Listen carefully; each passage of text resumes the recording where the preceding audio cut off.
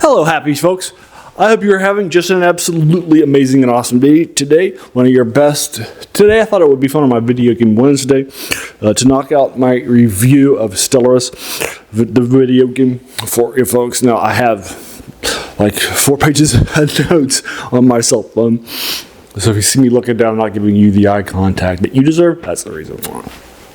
Alrighty, so I have done EU4 and that sort of thing, but then I moved on to some other stuff. I thought it would be fun for me to hit up Stellaris too, and then I'll probably hit up CK next.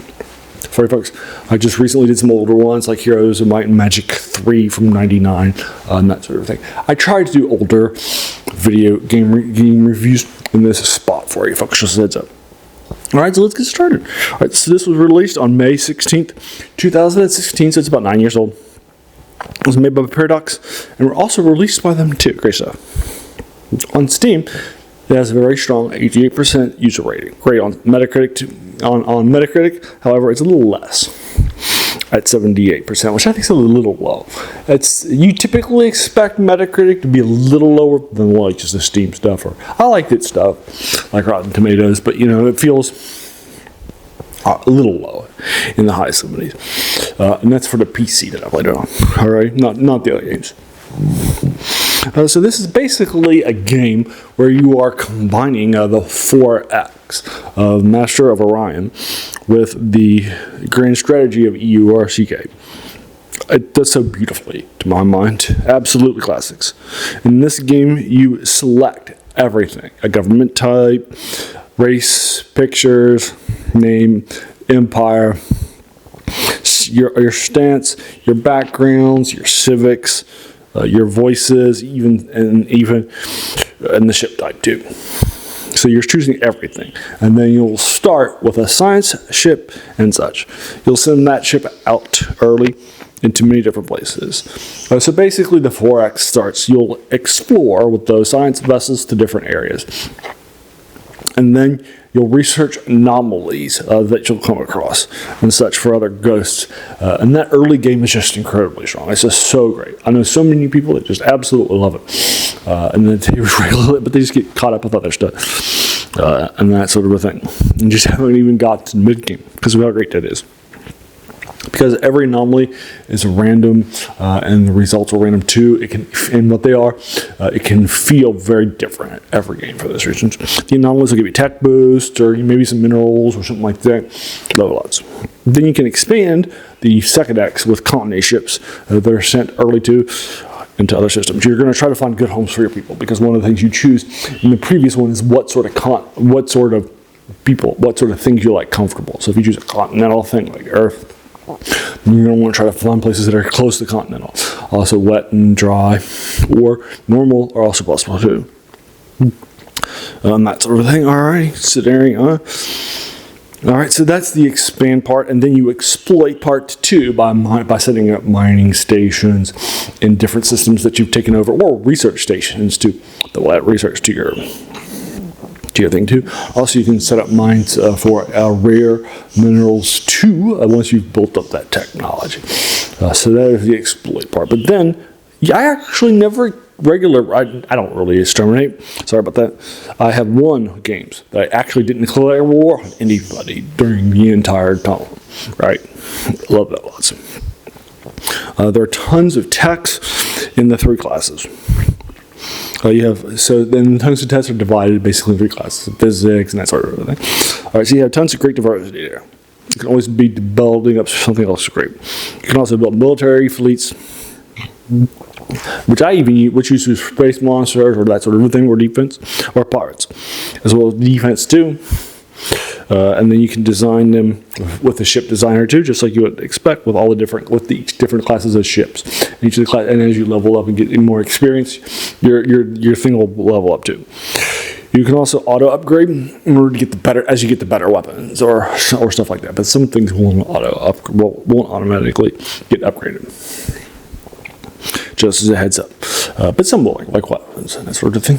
Alright. So that's great stuff. Love it lots. So for the end game, you can do a few different ascension paths to push your people.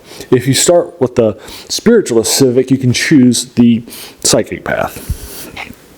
The materialist psychic will let you choose the robotic improvement, like psych cybermen, or machine drones. You can improve into, or and the DNA and clone to make the species the best you possibly can, or even better, the best for each planet. So, for example, if you start off on a continental and then you have gone to a desert world, then obviously you'll need to do that. Each time you come into contact with another race, you'll start a first contact mission and send out some stuff and try to decipher their language.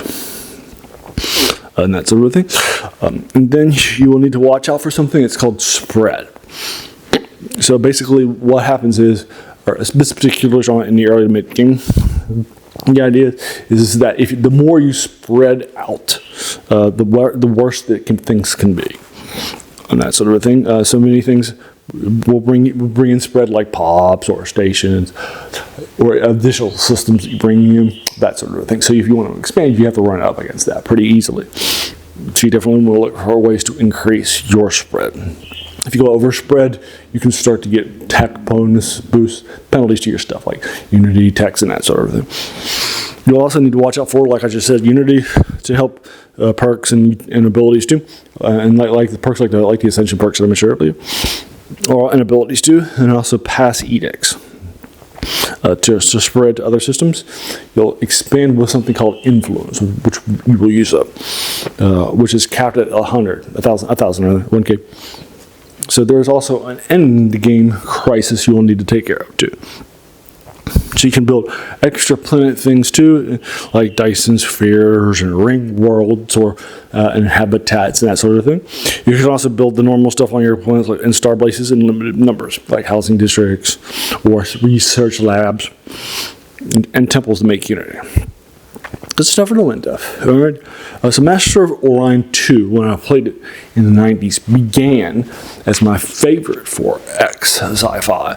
And it was a long time until something came along that I thought was better. You know, I tried a lot of different things. I liked them. You know, like Galciv or or the endless ones, endless space or stuff like that. But at the end of the day, I think that this is the best 4X game to replace Master of Orion 2. This is my new favorite group. Love it a lot. Alrighty, so this is, I've put more than 300 hours into this video game. Love it a lot. It's a 12 out of 10. Absolute classics, or I should probably say 10 out of 10. Right? I can't give 12 out of 10, but you get the idea. It's earned its time, and that sort of a thing. Its user score is totally worth it, and that sort of a thing. It's available on Steam right now. I'll link you to it on Steam in the comments below. Alrighty, and there you are. So if you are interested in checking out, so there's my quick little review of Stellaris from 2016. By and released by Paradox 2. If you like this video, check out my previous ones. There should be a lot more to come. And if you just like Paradox or Stellaris stuff, then just check out my CK3 on, which will be next. However, I'm going to let you know right now, it may not be published on next Wednesday. I get back on Wednesday at like noon from an interview out west, and so I'll be out for a couple of days. Normally when I'm out, I just go ahead and record on Sunday, but I'll have to write up that script too, so I don't know if I'm going to have enough time to do that. We'll see.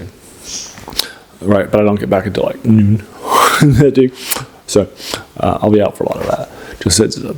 I'll try to post regularly things that I've already done reviews of and that sort of thing.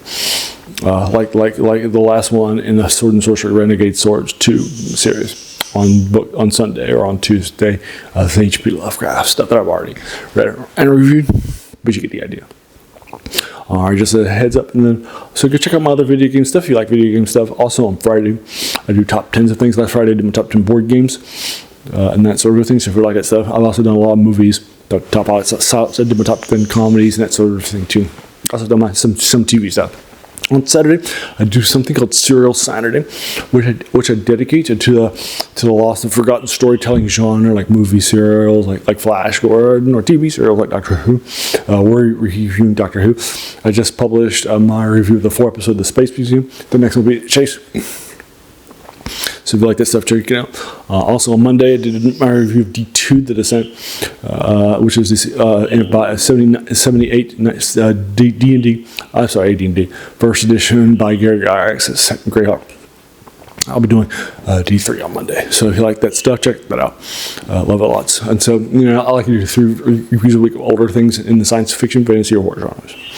So you can tell by all these older things, 78, and those sorts of things. So if you like that older stuff, check out the like button, the bell icon, and to be notified of my videos a week. Subscribe, and then just watch my stuff, or share with your friends too. Or if it's just video games that you like, that's fun. Just watch that stuff. I'm not losing. Alrighty, and so there you are. And if you those older things also tell you that's a passion of this channel too. That's where the name comes from it too. The worst thing about new books. In our passion for the new, we have forgotten the value of the old, and that's where it comes from. The worst thing about them is that they keep us from reading the old ones. Right? The old ones are great. You're standing on the shoulders of giants. Read those giants.